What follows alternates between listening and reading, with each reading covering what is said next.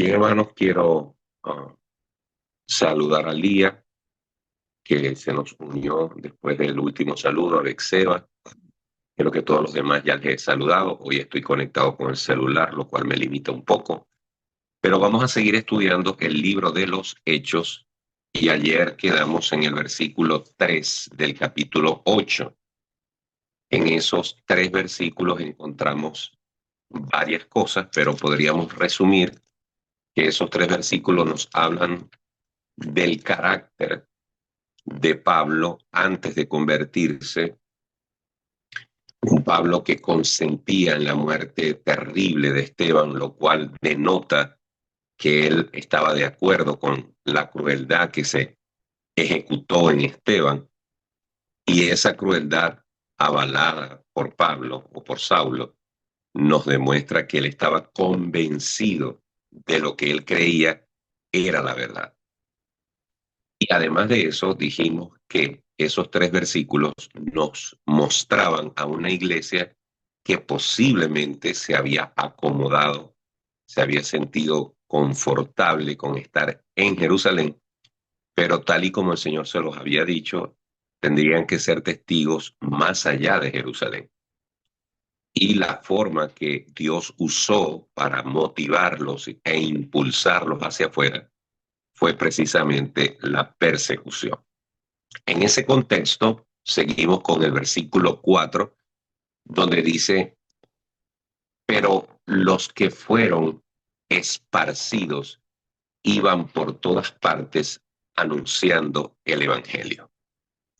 Es interesante que este versículo comienza con la palabra pero. Siempre que la palabra pero está en una sentencia, en una frase, lo que nos está mostrando es un contraste. Y si usted está siendo perseguido, si usted está saliendo huyendo de un sitio porque lo vienen persiguiendo, lo menos que alguien puede pensar es que esa persona que está siendo perseguida, oprimida, va a tener tiempo para hacer algo beneficioso o algo que no tenga que ver con otra cosa que no sea preservar la vida.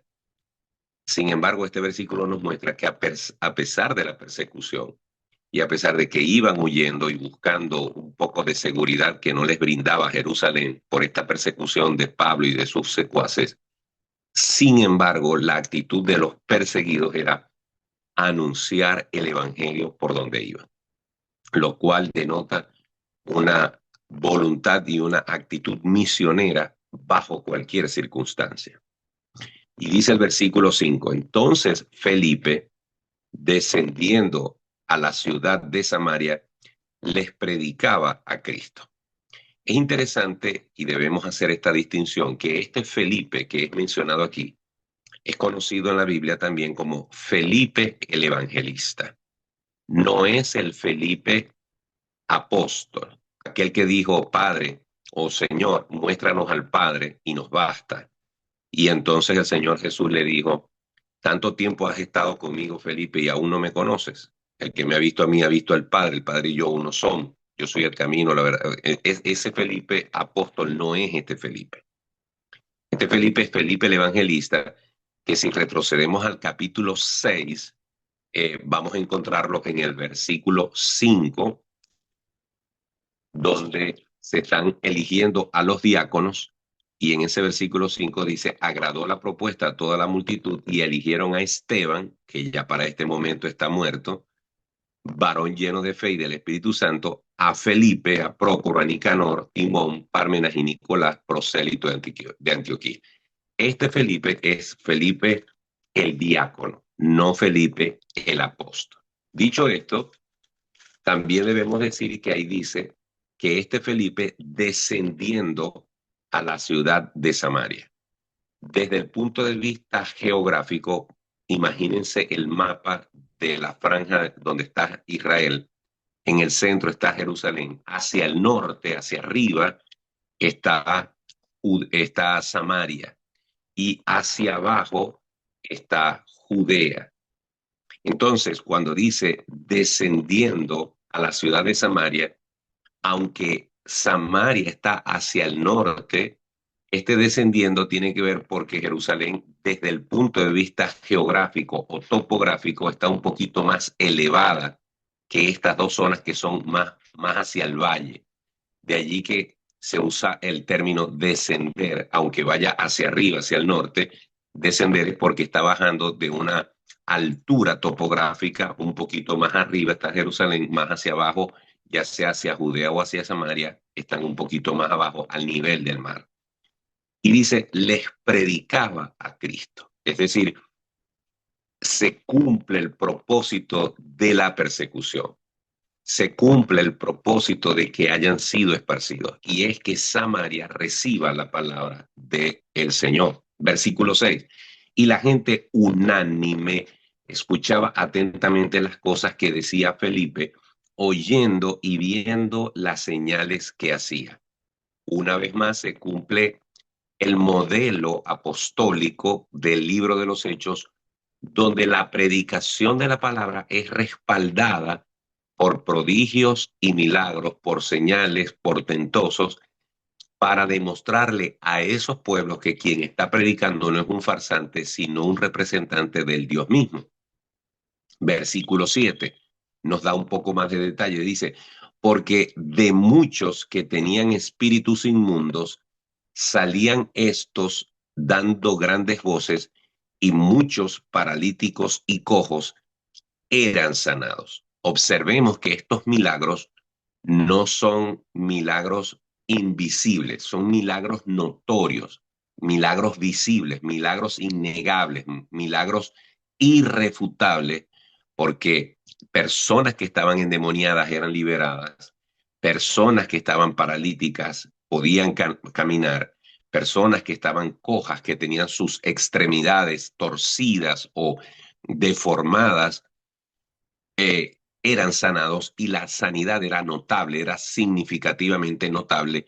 Por lo tanto, causaban el mismo efecto del cojo del templo, donde los hombres que atacaban a los evangelistas no podían negar que había ocurrido un milagro. Versículo 8. Así que había gran gozo en aquella ciudad. Es decir, la ciudad de Samaria o la zona de Samaria se vio influenciada en forma muy positiva por la predicación del Evangelio y la impartición de estos milagros y sanidad. Versículo 9. Otra vez aparece la palabra pero. Recuerden, cada vez que ustedes vean la palabra pero, es porque hay un contraste, nos quiere mostrar la otra cara de la moneda. En medio de este contexto evangelístico, en medio de este contexto de milagros, prodigios y señales, había un hombre llamado Simón. Verán que el nombre Simón es muchas veces mencionado en el libro de los Hechos porque era un nombre muy común para la época. ¿Ok? Pero había un hombre llamado Simón que antes ejercía la magia en aquella ciudad y había engañado a la gente de Samaria haciéndose pasar por algún grande. A a Felipe el brujo, oían atentamente todos, desde el más pequeño hasta el más grande. Esto no se está refiriendo a edades, se está refiriendo a niveles de clase social, desde los más humildes, sencillos, hasta el más grande, hasta el más importante dentro de esa cultura, estaban impactados o estaban influenciados por las artimañas de este hombre llamado Simón. Y dice, diciendo, este es el gran poder de Dios. A mí me llama la atención, hermanos, que en este tiempo mucha gente piensa que Dios está en un lugar porque simplemente ocurren cosas significativamente llamativas. Y la gente pone su confianza en el milagro y no en el Dios de los milagros. La gente siempre anda buscando algún tipo de beneficio inmediato, y cuando lo obtiene, asume que ese es Dios el que lo hizo. Debemos tener cuidado con eso y debemos asistir a las personas que piensan que Dios es un genio de una botella a la que yo froto para que me dé o me resuelva problemas en la vida. Y la gente asocia a Dios exclusivamente con el milagro y no con lo que está detrás en el mensaje. Recordemos entonces, en contraste, que Felipe primero predicó a Cristo y luego vinieron los milagros. Pero en muchas campañas de milagros y portentos, supuestamente, el nombre de Cristo o el Evangelio ocupa un segundo lugar y lo que se vende y lo que se ofrece es sanidades y milagros para que la gente venga, participe de la actividad, pero realmente el propósito último no es que la gente conozca el plan de salvación, sino simplemente ofrecerles un milagro o cualquier otra cosa con tal de tener las ofrendas de esas personas. Y esa era la actitud de este hombre. Felipe utilizaba sus artimañas, evidentemente animadas o influenciadas por Satanás, para tener cautiva hasta ese momento a toda Samaria, y pequeños y grandes creían que lo que él operaba era el poder de Dios. Y dice el versículo 11, y les estaban atentos, es decir, estaban cautivos, porque con sus artes mágicas les había engañado por mucho tiempo. Es decir, esto ya tenía raíces dentro del pueblo. Vuelve la palabra pero cuando creyeron, versículo 12, pero cuando creyeron, subrayen esa palabra, pero cuando creyeron a Felipe, que anunciaba el evangelio del reino de Dios y el nombre de Jesucristo, se bautizaban hombres y mujeres. La bisagra de que una persona sea, sea cambiada su manera de pensar y su manera de considerar eh, a Dios y entender a Dios es la palabra creer. Siempre la palabra creer va a ser clave, porque lo que hace que una persona sea transformada es creer, aceptar, recibir, confesar, declarar la verdad de Dios. Y aquí encontramos en este versículo 12 que lo que cambió a esta gente que creía que este hombre Simón era un hombre de Dios, para creer que el Dios verdadero es aquel que se presenta por medio de su Hijo Jesucristo y del Evangelio, es que ellos pusieron su fe en ese mensaje, no en Felipe, sino en el evangelio que Felipe les predicaba, y como consecuencia procedieron al arrepentimiento y al bautismo de hombres y mujeres. Versículo 13. En este proceso evangelístico tremendo, también creyó Simón mismo. Es decir, aún este hombre, Simón, según el versículo 13, dice que él también cayó rendido ante esta predicación. También creyó Simón mismo y también se bautizó y estaba siempre con Felipe. Es decir, de alguna manera, esa capacidad que tenía este hombre Simón de impactar al pueblo, la empezó a conducir y se hizo o se colocó al lado de Felipe como, no sé, quizás con la intención de conocer más. Y dice, y viendo las señales y grandes milagros que se hacían, estaba atónito. Acuérdense que él ya había estado practicando a través de la magia, y esa magia no viene de Dios, sino del diablo.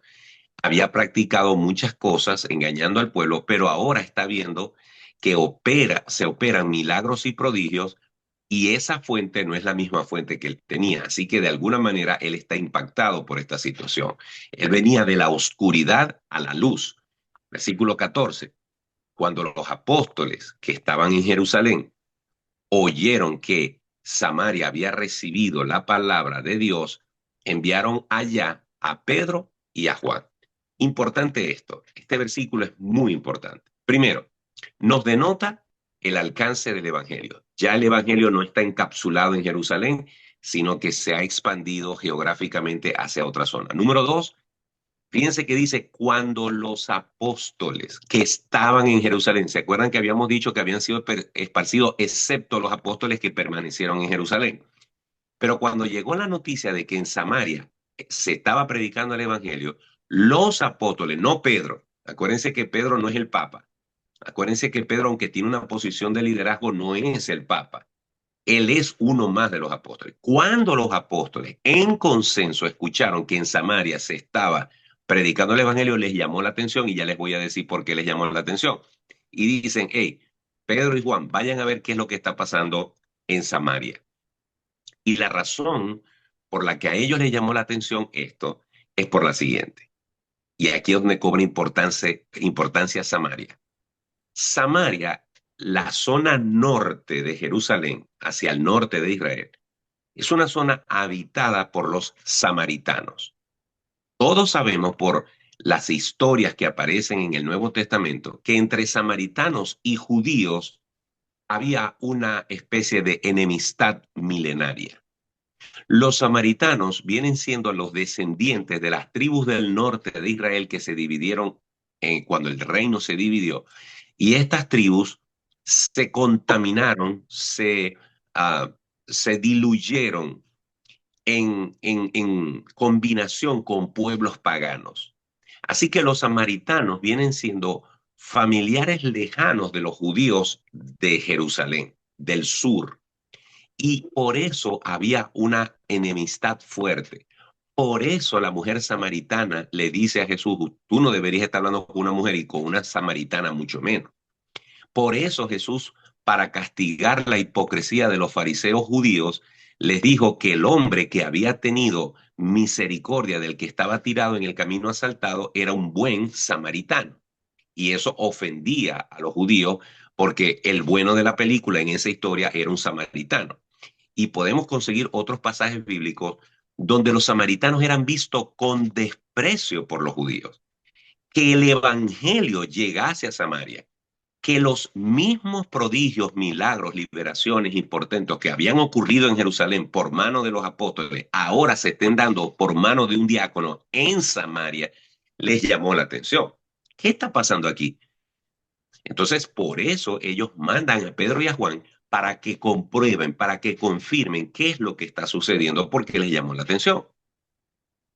Dice aquí, y con esto vamos a terminar porque el tiempo se nos vino encima. Dice, los cuales, versículo 15, los cuales, es decir, Pedro y Juan, habiendo venido, oraron por ellos para que recibiesen el Espíritu Santo, porque aún no había descendido sobre ninguno de ellos, sino que solamente habían sido bautizados en el nombre de Jesús. Y me voy a detener aquí porque no nos va a dar tiempo seguir analizando el pasaje, pero esto es importante decirlo. Yo les dije a ustedes al principio, y siempre deben mantenerlo presente cuando empezamos a estudiar el libro de los Hechos, que muchos versículos que aparecen o eventos que ocurren en el libro de los Hechos tienen un propósito particular, histórico y puntual, que ocurrieron una vez y para siempre y no se vuelven a repetir, porque tenían, como dije, un propósito particular. Nuestros queridos hermanos pentecostales, carismáticos, los que tienen la corriente de hablar mucho del Espíritu Santo y de los dones y del hablar en lenguas, etcétera, utilizan este versículo como una regla hermenéutica, exegética, teológica, para afirmar que una cosa es la conversión y otra cosa es el bautismo en el Espíritu Santo. Que tú puedes estar convertido al Evangelio, que el Espíritu Santo pudo haberte convencido de pecado, de justicia y de juicio, pero que la venida y el bautismo del Espíritu Santo es una experiencia adicional, posterior, y utilizan este pasaje con ese fin. Pero hay una explicación mucho más profunda detrás de todo esto. Acordemos o acordémonos que en hechos se están dando cosas que nunca antes habían sucedido. Por ejemplo, la Biblia dice que el Señor Jesucristo, allá en Juan 16, ya les había dado el Espíritu Santo a los apóstoles, pero todavía ni siquiera Jesús había muerto en la cruz. Ni siquiera había resucitado, ni siquiera había ascendido al cielo y ni siquiera se había dado el Pentecostés. Tenemos que tomar en cuenta que la impartición del Espíritu Santo fue algo progresivo hasta que se cerraron ciertos ciclos.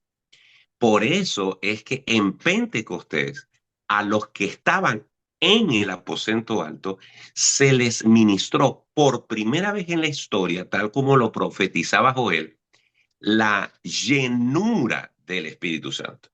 La presencia y la llenura, el bautismo y la llenura ocurrieron al mismo tiempo. Pero la característica de esos hombres y esas mujeres es que ellos eran judíos.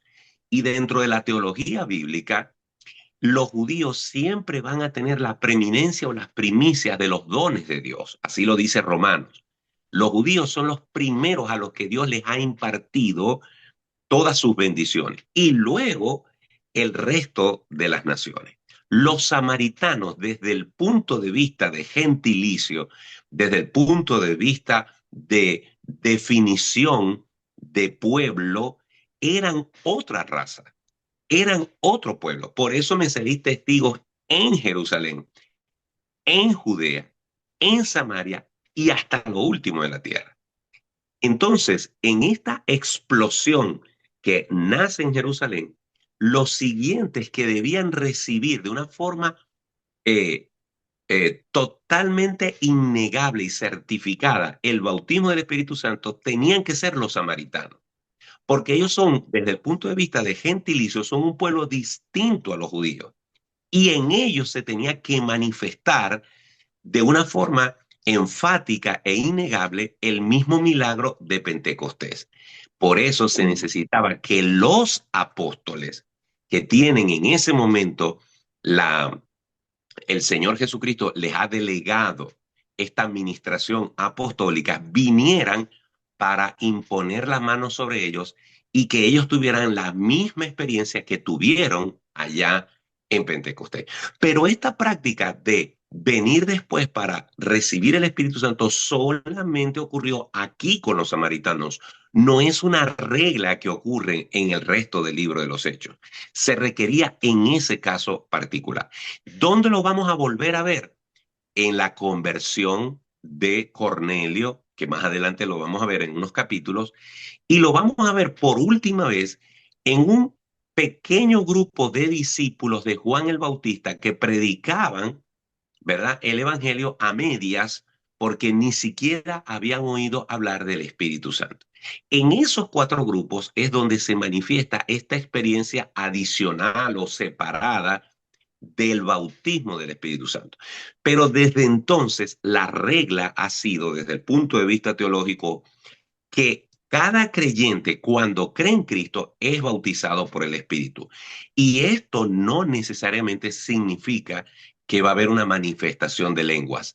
Eso tuvo su momento, eso tuvo su ocasión con este propósito en particular. Hoy el tiempo no nos va a alcanzar para participar. Si usted tiene deseo de decir algo con respecto a esto, lo invito para que mañana se nos una y comencemos el estudio de mañana en este punto del versículo 15, 16 y 17. Traiga usted su propuesta, traiga usted su comentario o traiga usted sus preguntas y mañana continuamos con eso porque son las 6:34. ¿Ok? Así que déjenme saludar rápidamente al hermano Abel, a la hermana Bexeba, al hermano Denis, a la hermana Igdamara, a la hermana Fátima, a la hermana Lisi, Emilio, no sé si está allí, a la hermana Lía, al hermano Devinson y Mariela, y a Ron también. Acuérdense que estoy con el celular y no los veo a todos. Y mañana son ya las 6:35, nos vemos mañana. Así que disculpen que no hayamos tenido tiempo para participar. Mañana los espero. Chao.